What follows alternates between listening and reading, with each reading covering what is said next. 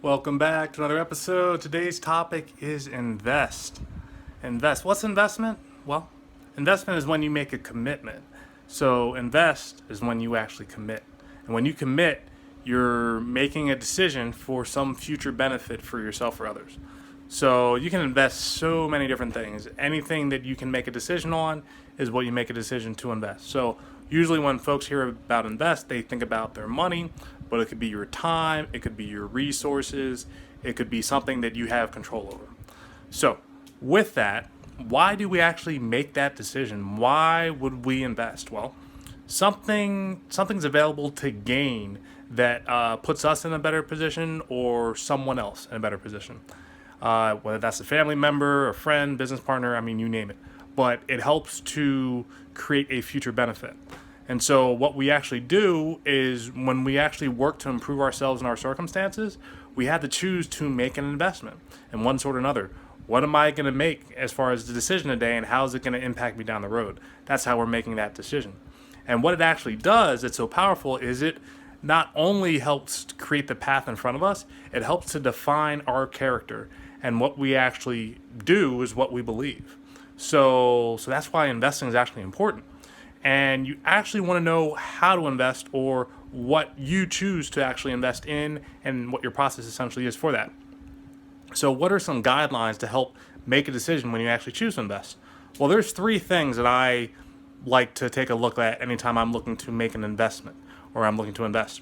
I want to look at the return. So the return is if I put something out there, what is expected to come back to me? That's the return. The next piece is the cost. So how much do I actually have to put out in order to get something back? And how am I actually going to come up with those resources to be able to cover the cost? And then third is I have risk. So with the risk aspect, how much uncertainty is involved with this deal? What are the chances that something could go completely sideways and the worst that could happen? What's the worst that could happen in this deal? Do I not get my return back, or could the circumstances be much worse than that? So the whole idea with that is return, cost, and risk. They really break down to the return really looks at what's the impact, what's that bottom line as far as what's actually going to come back to me.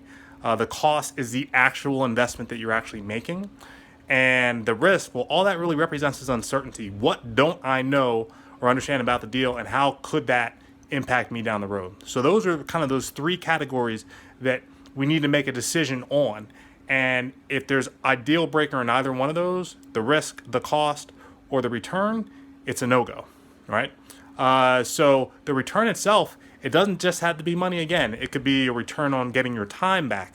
It could be return and getting some resources due back to you or given back to you. And again, it could be investment, but it could also be information. You might get some very valuable information as far as a return that you actually need in order to make a future decision. The cost, what is that actually going to cost you? Is it going to be money? Is it going to be a resource that you can actually afford? And if it's not a resource you can afford, is it something that you can borrow or leverage from someone else to actually help you within that category?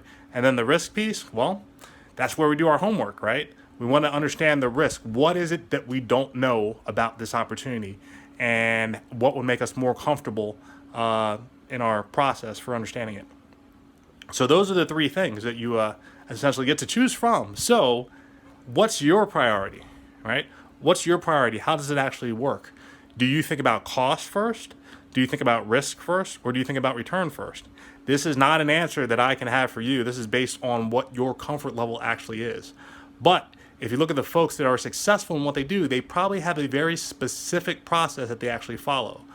And if, let's say, you look at cost, you look at risk, you look at return, and you look at any of those three as a limited resource, something that is capped, that you can only have so much that's given back, then it may lead you to a certain decision.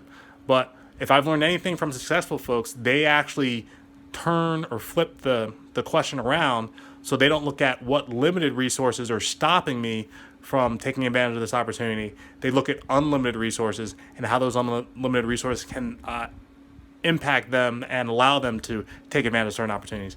That's why successful investors are able to do things that some of us aren't, because they're thinking about the problem actually a little bit differently than we are.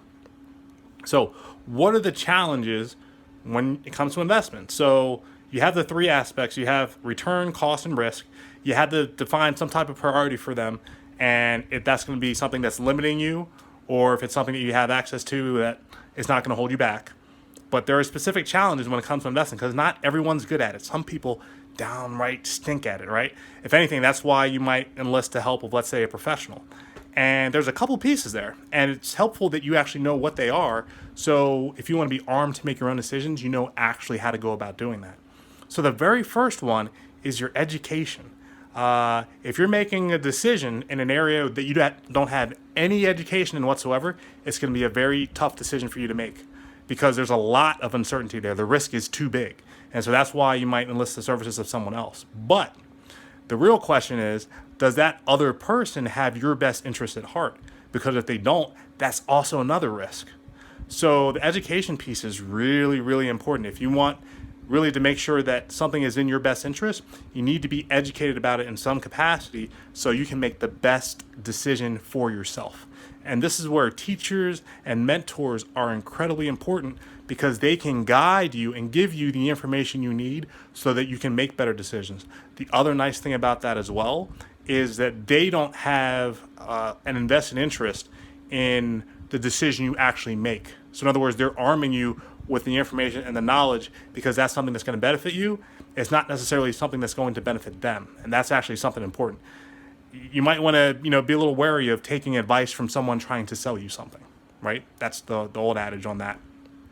But the information that you'll receive from your education will allow you to more easily solve problems, especially in whatever domain you actually have to make an investment decision within. The next piece is resources. What resources do you actually have available? No matter what resources you have, they are most likely limited in some nature. And when that does happen, that may feel like it takes you out of the game for being able to invest in certain things. But when you employ your mind and you start thinking creatively about what you can do with the challenges you have in front of you, you'll start to realize that you're not limited by your own resources, that you have access to other resources that can give you a lot of impact and a lot more flexibility. So that's something that you actually want to make sure that you understand as well. And usually when it comes to resources, you really need to dig into your mindset as well as ask other folks so that you can actually get a better idea of how can I release unlimited potential with maybe a limited set of resources. That's a really awesome question. You answer that one, you're definitely going to move along and get far. The third piece is fear. So if you've heard any other segments, fear of failure, fear of abandonment, fear of rejection, fear of loss, fear of the unknown, and fear of success are all fears that can hold you back from making the right decision. And they don't have anything to do, let's say, with the problem in mind or whatever the investment actually is. It's your own inner fear and your own emotions essentially saying, we're not ready for this. Even if you have all the information you actually need, it's an emotional response. And that's something that you need to actually have some control over. And then last but not least, you have tolerance. If something were to go wrong, is it something that you could accept? Or are you going to say, that's just, there's too much going on there. I don't have the tolerance for that piece. I need to kind of pull back. Or you might say, you know what? This is something that if I lost it, it's okay. I'm willing to move forward. That's fine. So your own tolerance has to actually have a factor in how you're moving forward and what that challenge, how it can be overcome. And so you've gotten through all that, right? You've come up with your priority. You've figured out what the challenges are. And now you have a decision to make, right? So the decision, do I invest or do I not invest, right? And believe it or not, that's the way that most people think. But you're much, much better off with a process around how you actually invest. And the whole idea of an investment is it's not simply just committing and saying, I commit and that's it and that's done. There's a lot more to it than that. And the whole idea behind it is just like a lion in the plains hunting after an antelope. It's thinking to itself, you know what? If I'm going to eat today, I have to hunt. And when you hunt, you don't just go right after whatever that meal is. Sometimes you got to sneak up on it, right? So that's the whole idea of creep. If a lion's going to eat an antelope, it's got to creep and it's got to leap. A lion is not going to beat an antelope in a straight out foot race. So it's got to get close enough so it actually has an opportunity to eat. So in order to do that, it actually has to creep first And then when it gets close enough, it can leap on its prey. And the whole idea with investment is you need to be able to do the same thing. You need a process, because the whole idea of I'm going to commit and I'm just going to leap, that's not going to work out for you. You want to have a process so you can better understand what the opportunity is, get close enough to it, look at it, inspect it, and then you make your decision, just like a lion creeps and it leaps. So if you've got anything from this talk and you're looking to invest, remember this. You need a process or a system for what you do. You follow the rules to survive and thrive. So I hope you enjoyed this lesson on investments and how to invest. I hope you have your priority laid down, and I hope you have a process for whatever you decide to choose to invest in. I hope you enjoyed this segment and can't wait to talk to you on the next one. Bye.